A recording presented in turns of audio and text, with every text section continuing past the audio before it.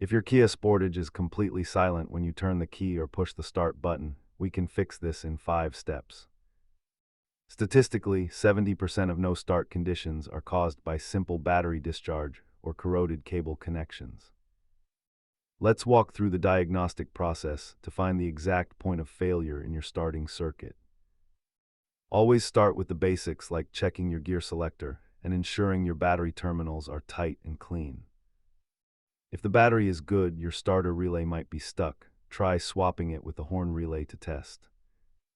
Check your dashboard for a key icon, as a security system lockout will prevent the engine from cranking entirely. A clicking sound usually means the battery is low, while a single loud thud often points to a failed starter motor. Repair costs vary wildly, from a $20 relay to nearly $500 for a full starter replacement.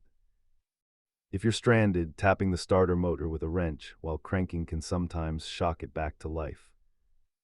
Keep a basic multimeter and a wire brush in your trunk to handle these electrical gremlins on the road. Remember that a loose 10mm bolt is often the only thing standing between you and a running engine. Check those connections and get back on the road. Subscribe to your Tech Pal for more automotive survival guides.